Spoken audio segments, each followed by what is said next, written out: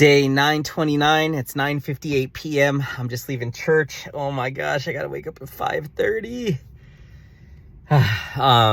So just did my first group discipleship thing. So we're doing it in person now. We were doing it on Zoom, and I would just be in a group, but I wasn't leading a group. And then they asked me to lead a group. So our pastor came and spoke, and then we broke out into groups, and we just had to go. The leaders just had to go and pick a table. And I was going to one table, and I walked past the first one, and I was like, just go here. And it was like I didn't want to pick that one because I saw like people were starting to move to some other tables, but I was just like, I just did it. I picked that table. And so everyone sits down, and I get to the table, and I'm just like, okay, God, you all right. And there's 6 guys there. 5 of them are from the LA Mission, and the LA Mission is where like a lot of people go to after they got out of jail or prison, or they got out of a gang, or they're addicted to drugs or alcohol, or they're homeless or living on the streets. And so it's like a whole different group of people. And it's like these guys who yeah, they're talking about like how they're in gangs, they've done these horrible things, and you could just tell they're just like, one guy's from Compton, and it's just like, oh man. And I'm like, God, what have you gotten me into? Like, what am I gonna say to these guys? Like, there's me, like grew up in Colorado, and it's just like, oh God, what are you doing? Like, you gave them the wrong leader. Like, what am I gonna say to these guys like that have been in prison and gangs, and like, and then the other guy is just like this guy who's just like, shy and really introverted. And I'm just like, oh, what are you doing, God? And I'm supposed to disciple these guys, and you could just tell like they're just like,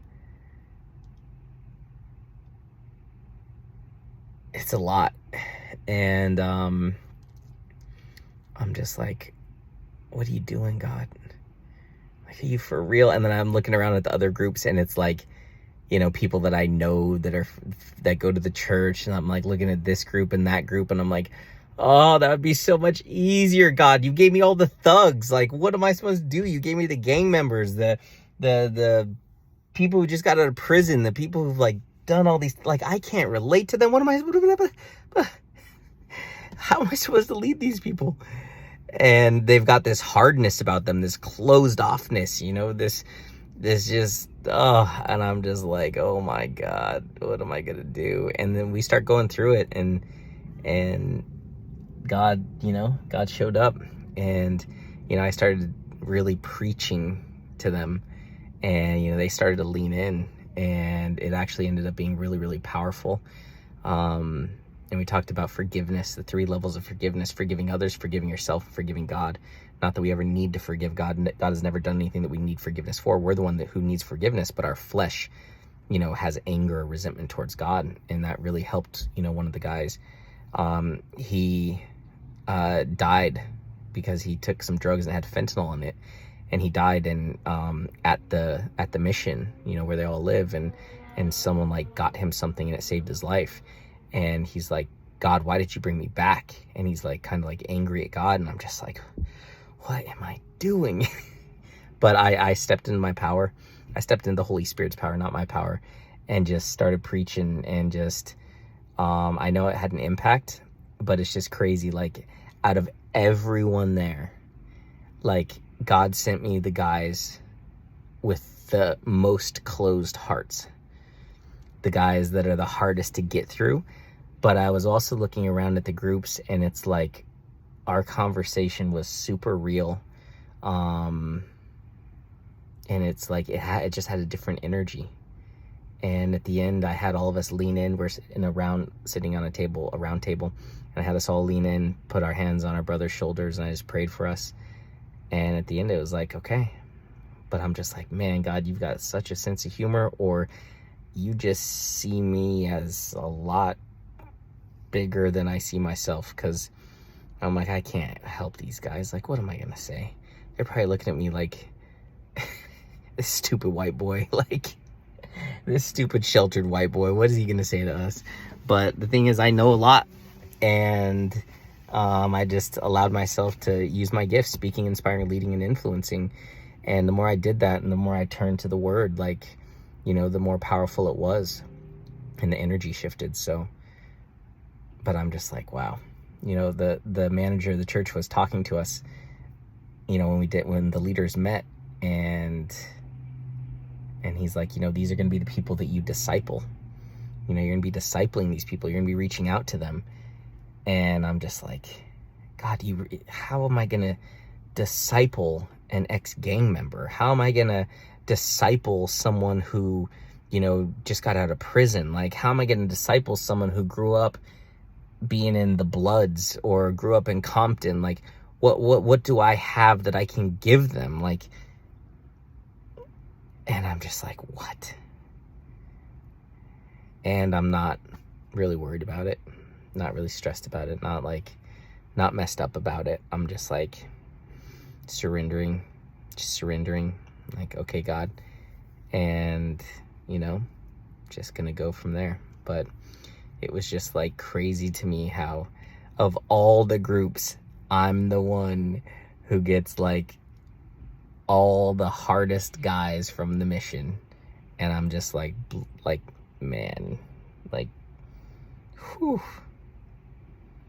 But at the same time, it's like those guys need Jesus the most. They need the healing the most. They need the forgiveness of themselves and of others the most. Like, I feel like they're the most at risk of losing their souls to the enemy. And so at the same time where it's like, you know, like, oh my gosh, how am I supposed to do this? At the same time, it's like, wow, God, what an honor. You know, you could have helped, you know, you could have made me lead the people who are, you know, more, maybe easier to lead, or they're in a different living situation or whatever. But like, you gave me the roughest, toughest group. And it's like, those are your children. Doesn't matter if they've been in a gang or if they've killed someone or if they've been in prison. Like, doesn't matter. They're still your children. And so, and they're probably more at risk than anyone else there.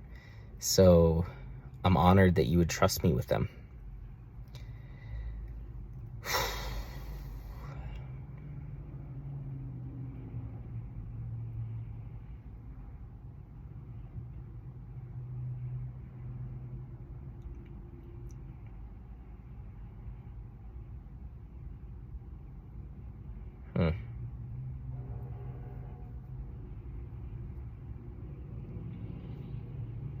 Crazy. Shocking once again. I just imagined my group, like the kind of people it's going to be. And it's like, you know, the people who've been going to the church a long time, they've been serving. And it's just, I happened to pick the table. And I wasn't going to pick that table. I was going to pick the table that was farther away, because I had a feeling that all the guys from the mission were going to pick that table because they were sitting right next to it. And so when I walked up to that table, I was going to keep walking, and I was going to go to the next table, because I knew that, like, they weren't going to go to that table. And it would have been like the easier group. And something just told me to choose that table. Like, and then when I sat down and saw everyone, I was just like, whoo-wee, this is going to be a journey. So yeah, I feel underqualified to lead them.